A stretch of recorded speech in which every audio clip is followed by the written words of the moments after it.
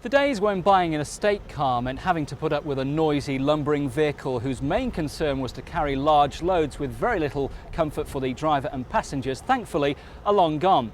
These days, manufacturers go to great lengths to produce estate cars as good as saloons, with the added advantage of being able to open up the tailgate and throw your gear in the back.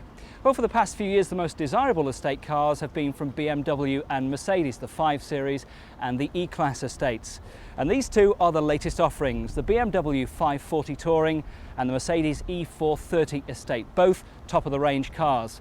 So if you had the near £50,000 that both of these cars would cost to buy, where would your money go? Would it go to Bavaria or would it go to Stuttgart? Well, let me help you decide.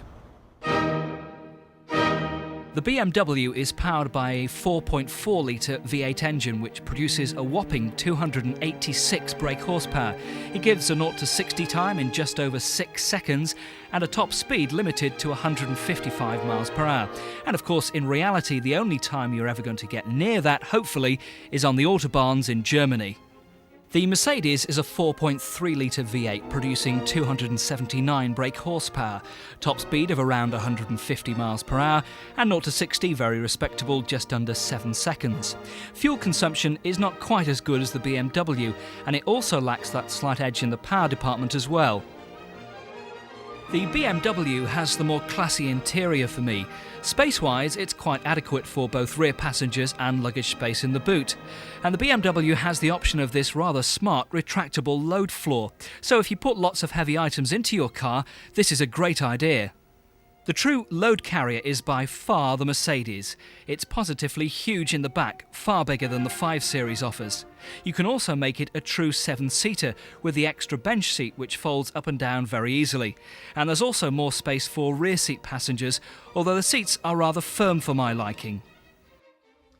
So what about equipment? Well, the Mercedes has everything you would expect. It has air conditioning, leather, wood, a CD player and the like. And that's perhaps what lets the Mercedes down. They don't seem keen to go down the route of having lots of gadgets. This car is very typically Mercedes, unlike the BMW, which is absolutely packed full of gadgets, as you'll see in a moment.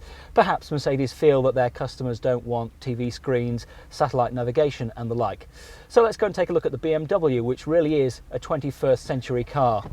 Now, I must point out that this 540 Touring, despite its £45,000 price tag, does not come as standard with the gadgets I'm about to show you. Firstly, the TV screen acts as a menu for just about everything: the speed control, fuel consumption, range, and the controls for the radio.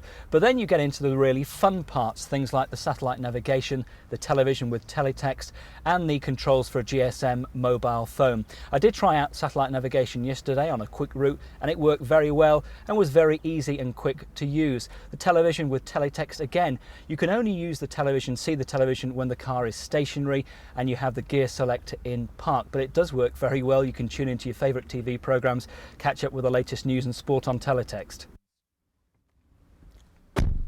Now, as I mentioned before, the gadgets on this 540 Touring are extras, and they mount up to a whopping £9,000 on top of £45,000, so it's an awful lot of money. But the most important thing with a car like this is how it drives. So let's see, shall we?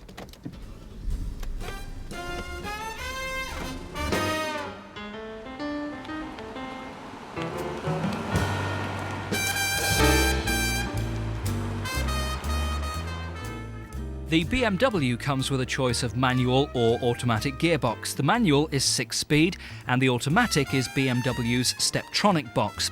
What's Steptronic? Well, it's basically a semi-automatic gearbox. You can drive with the box in D, then simply flick it over and you're in sport mode and change up and down manually, and it really works very well, and personally I love it. It's excellent.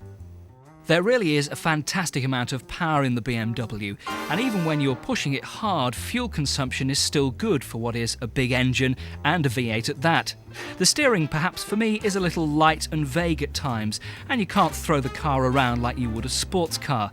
The ride, though, is what you'd expect from a BMW. It's soft, it's supple, and the suspension is excellent.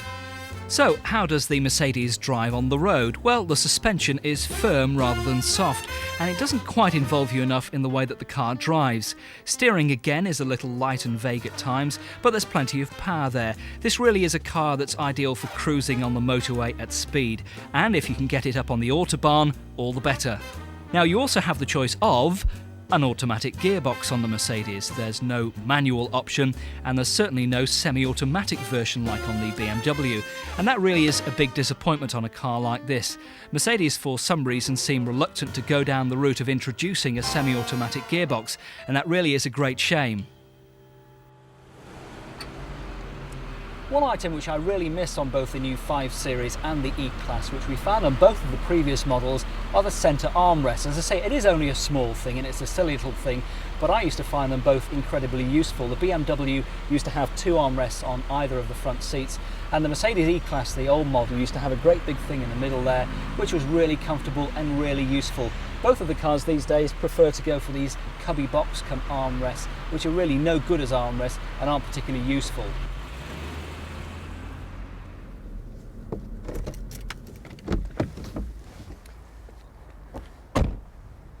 So, final impressions on the Mercedes 430 and the BMW 540.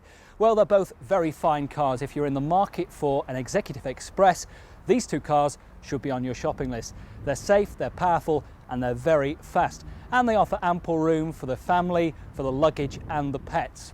So, decision time. Where would my £50,000 go?